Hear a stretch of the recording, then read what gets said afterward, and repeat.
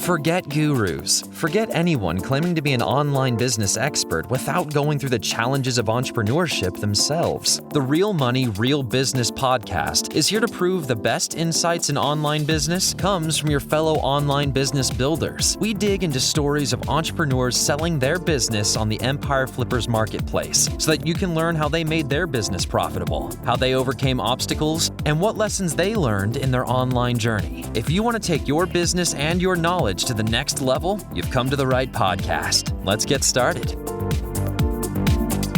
Hey everyone, welcome to the Real Money, Real Business podcast. I'm Lauren, and today we have Lucas on the show who's selling an Amazon FBA business on the Empire Flippers marketplace. Hey Lucas, welcome to the show. How are you doing today? Hi everyone, thank you, I'm good. And you, Lauren? Fantastic. Yeah, I'm very well, thank you. I'm really looking forward to this interview. You've certainly got a very interesting business on your hands. But before we dive in, I'm going to give the listeners a brief overview of the business so they know exactly what we're talking about. As I mentioned, this is an Amazon FBA business. It was created in June 2016, and it's in the pet care niche. The average revenue for the business is $133,384 per month, and it makes an average of $27,178 per month in net profit. The assets included with the business are an Amazon Seller Central account with 27 SKUs, a domain including all site content and files, a secondary domain, employee relationships, supplier relationships, a Shopify account, Facebook and Instagram social media accounts, trademarks, and please note that inventory is not normally included in the list price, but further details can be provided to verified buyers. For everyone listening, you can visit empireflippers.com/marketplace and search for listing number 64056 to learn more about this business. Or you can unlock this listing to start your due diligence if you're interested in purchasing this asset. So, Lucas, let's hear from you. Can you fill us in on your background in starting and running online businesses? Well, I have a strong IT background. In 2011, after 6 years, I left my full-time job as an IT consultant to start my own company. Together with my wife, for the next 8 years, we are running a photo booth company, one of the first in Poland. Well, it was a big challenge, but also great fun. And being my own boss gave me the experience and confidence to start new business. On Amazon, of course. I sold my first products in September 2016. Fantastic. Yeah, I'm sure being your own boss really opened you up to the freedom that all of that entails. Why did you choose the Amazon platform over other e-commerce platforms like Shopify, for example? Well, I think it was in November 2015 when my friend told me about FBA business model. And well, right after the meeting, I started searching for more information. I took a dedicated Amazon course and began sourcing the products. I assumed that people are eager to spend a lot on their most beloved ones, kids and pets, while I focus on pets. From the very beginning, I thought Amazon was a great place to start a business. Yeah, absolutely. And it seems like your hunch was right because you've built a wonderfully successful business on the platform. When searching for a product to sell, what inspired you to sell these particular products in the pet niche? The Amazon business compared to the photo booth ones I ran in the past, when you needed equipment, hire employees, search for clients, and struggle with long payment due dates, the FBA model seemed to be pretty straightforward. Of course, I was aware of the most challenges, but I was ready for them. And as I said earlier, I assumed that people spend a lot on their pets and children, and while the pets was the obvious choice for me, that is why I chose this particular niche. Yeah, that's very true. I know I personally spend way too much money on pets. Have you ever sold these products on any other platforms, or has FBA always been your primary income stream? No, I'm entirely focused on Amazon FBA. Okay, perfect. Given your success with the business, what are the reasons you've decided to sell the business now? Well, I'm an entrepreneur driven by new challenges. And some time ago, I found out that I'm especially good at growing the business, probably because it gives me the motivation and the fun. While our brand has reached a certain level that in order to grow bigger, I would have to hire additional VAs or agency to handle, example, social media and enter new markets. Well, I definitely prefer selling it and focus on something smaller but more exciting. Yeah, absolutely. That's something I've heard from a lot of entrepreneurs where the business reaches a point where you can no longer handle it all by yourself. And it's exciting to take on the challenge of a new business as well. Looking back over your journey with this business, what would you say was your biggest win or success that you've experienced since starting the business? The US market is the biggest one in the world, but from the very beginning, I was thinking about Europe. And I launched products on the EU market at the beginning of 2018 as a test run. But after a couple of months, I really focused on it. And it was a great move, I must say. In 2019, we registered a significant increase in sales. And because of low shipping costs to Euro countries, profits very soon reached the level of US market ones. And currently, they are even higher. And I think it was a really, really great move. Yeah, absolutely. There's definitely a lot of untapped potential in the European market. I'm sure not everything went as well as planned. So, were there any big setbacks or challenges that you experienced? Well, I must say that all the big challenges I have encountered so far were procured directly by Amazon. I think the biggest one was stock limits and delivery priorities that hit us suddenly in April 2020. We had no option to fulfill order by ourselves, so we have to really improve our logistic processes. Hopefully, our products were in the pet supplies categories. Their delivery time was not too long. And well, I must say that sometimes you need a little bit of luck in the business, and that was that. Yeah, absolutely. Those supply chain issues definitely put a spanner in the works for a lot of businesses. Taking a look at your traffic and earnings now, do you use PPC or listing description SEO to drive people to your products? Well, I definitely focus on PPC and I handle it by myself with the help of Atomic. This is one of the Helium 10 package tools. I started using it at the end of last year, and in order to teach it my business to run some costly auto campaigns, that is why the last December was not so good as usual in terms of profits. And currently, I'm still experimenting with manual auto campaigns, trying to optimize PPC. I must say that I don't do another marketing, and I believe this is a great opportunity for the future buyer to focus on driving external traffic to Amazon and increase sales in this way. Yeah, absolutely. Well, following on from that point, what would you identify as the major opportunities for growth with this business? Well, as I mentioned earlier, focusing on social media, working with influencers, and generally driving traffic from outside to Amazon is the first thing I would focus on. Another opportunity is expanding to other markets. Recently, we have joined the remote fulfillment program and started selling the Canadian and Mexican markets. The sales are slowly increasing. I believe there is a big potential. And certainly launching new products. I have already a couple of ideas in my mind that I gladly share with the buyer. Fantastic. Yeah, it certainly sounds like there's a lot of hanging fruit that buyers can take advantage of there. Let's take a look at your inventory. Can you walk us through what your supply chain looks like? Where are your suppliers based? And how does inventory make its way to Amazon? Well, 80% of our products are made of components we purchase in China and then ship them to warehouse prep center in Poland. They are stored there and packed into bags, boxes when needed. And from there, they are shipped to Amazon FBA in Germany on the EU market, to 3PL to UK market. And then the goods are shipped from 3PL to FBA directly. And if you're talking about US market, we ship them directly from the warehouse in Poland to Amazon FBA. Well, and all processes are handled by external contractors and managed by our VA.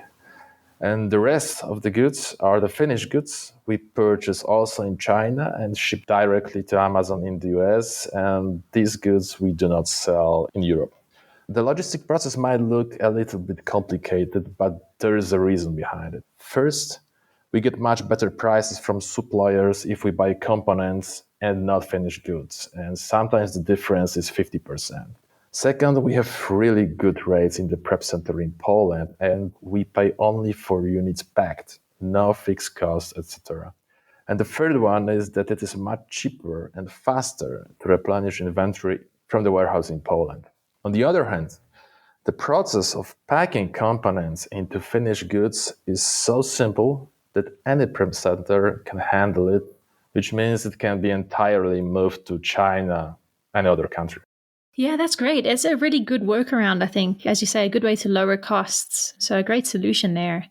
How long does it normally take from once you've placed an order to when it arrives at Amazon?